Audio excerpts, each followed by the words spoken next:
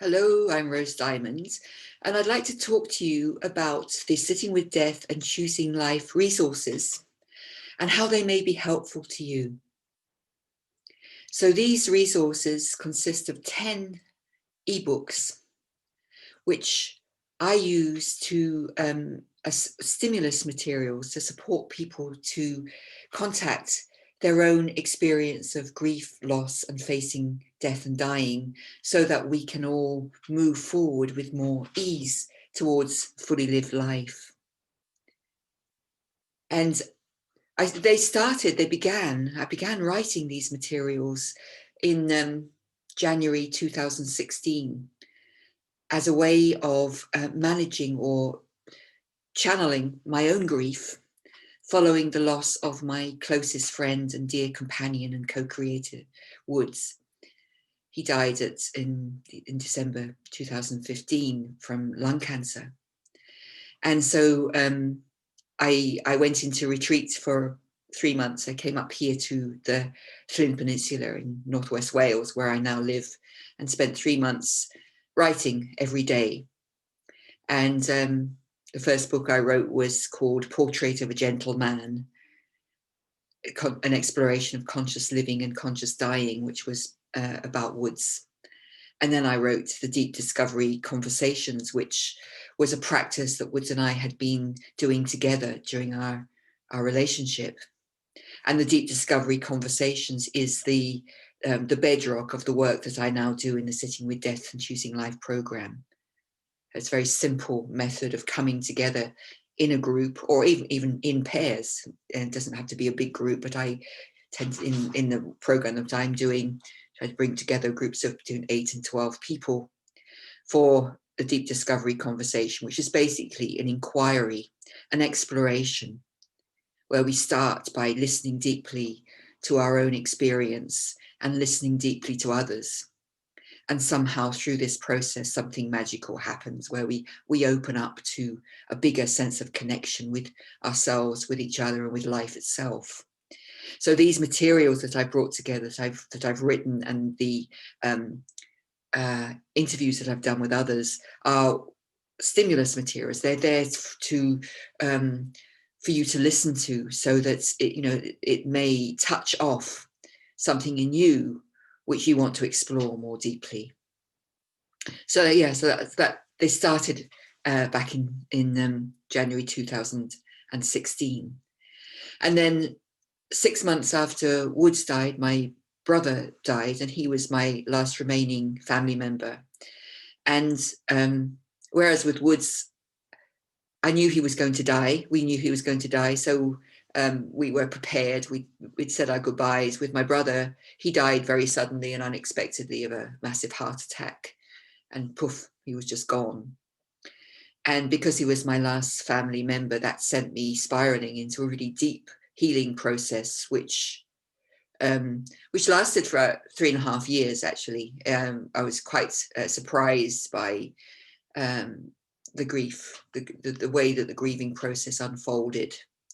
I would go through a very intense period of grief, and then I would have a few months of feeling that, I'm back, feeling quite lighthearted and excited and full of life.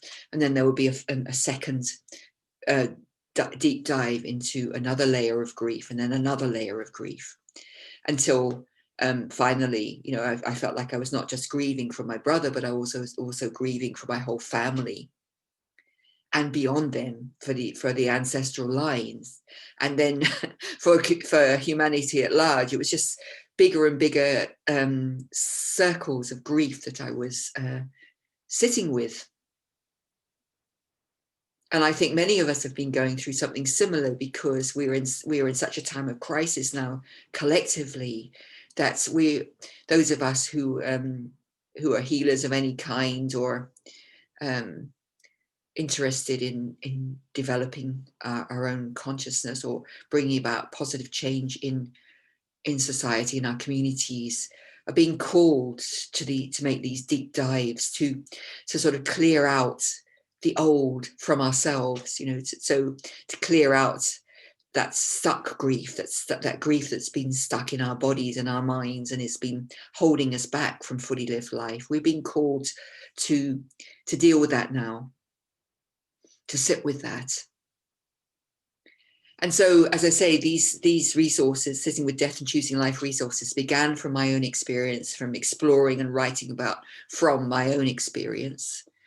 And also I've been a whole person educator and Gestalt therapist, whole person therapist all my life as well. And so, and on a deep, long spiritual journey, soul journey. So I also write from that perspective, attempting to understand grief and loss from that perspective of the soul journey and the essential nature of actually having our old identity stripped away so that we can emerge into a more expansive perspective.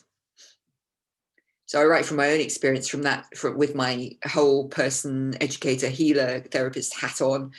And then after I'd written the book about my brother, what my brother taught me about grief, I then went back to New Zealand, where I'd been living for nearly 20 years. And I brought together a group of my friends who all also happened to be healers themselves and practitioners. And all of us had been through some kind of deep grieving process. And when I talk about grief, I'm not just talking about the loss of loved ones to death. I'm also talking about the loss of our own health. Having a really a long-term illness, for example, or being in a family where suicide has taken place, having suicidal feelings ourselves, the loss of a child, the loss of freedoms and opportunities, which are really happening now, particularly with COVID, where many of our freedoms we've taken for granted are being taken from us. So loss occurs in many different forms, and is a natural part of life. Anyway, I brought this group together for a couple of conversations, and although people were maybe a bit full of trepidation and a little bit shy at first to start talking about their own experience of grief and loss, very quickly we found that we were when we speak from our authentic self, from our deep self, that we inevitably touch others, because my deep experience is very similar to your deep experience, even though we're unique individuals and we have different life experiences. When we're talking about grief and loss, very soon we touch that place of our common humanity, and we move each other. So in these conversation circles, that's what's happening. We start to speak from our own experience, and we start to touch others at the heart. We start to stir others, and that encourages them to come forward too and to share their experience. And the overall result of this is uplifting. It brings us out of isolation. So I'm saying at the moment, we may be in lockdown, but we don't have to be locked in. We can choose to step out of these inner prisons that we create for ourselves by keeping all our feelings to ourselves, simply by sharing. So these are not therapy groups. Nobody is trying to fix anybody, absolutely not.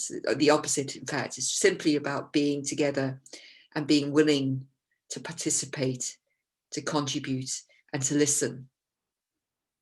Very, very simple. So that's those two circles I brought together in New Zealand were the beginning, really, of the Sitting with Death program, which has gone on and evolved. And after that, I started to do these recorded conversations with other practitioners. So the current library of resources has about 50 of these recorded conversations in them. And these are people who are really speaking deeply and intimately from their own experience. Some of them are people that I've known for a long time. Some of them are people I've been meeting for the first time. And this, I love to do these conversations. I've been doing these kind of conversations for many years. I call them conversations with ordinary, extraordinary people, because we are, you know, nobody's heard of me. Nobody's probably heard of you very much outside your own community group. But, you know, when we really are willing to dive into that depth of shared common humanity, we are all extraordinary as well. We have extraordinary resources of inspiration and genius and strength and resilience to share, as well as sharing our vulnerabilities and our frailties.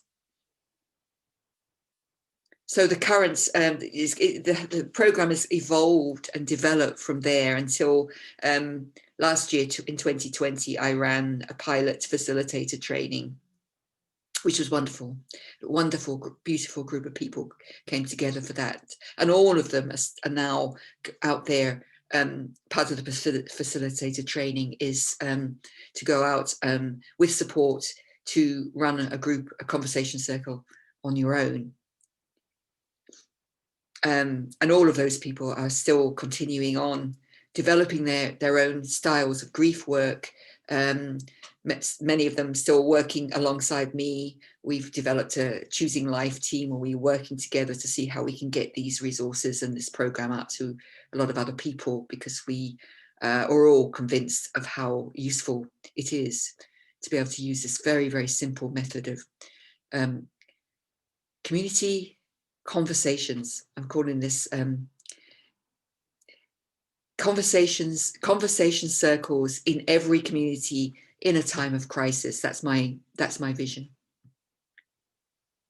So if you would like to know more about the resources, please click on the link below. And also, if you would like to participate in some of the circles that I'm running, you'll find another link there too. So thank you so much for listening.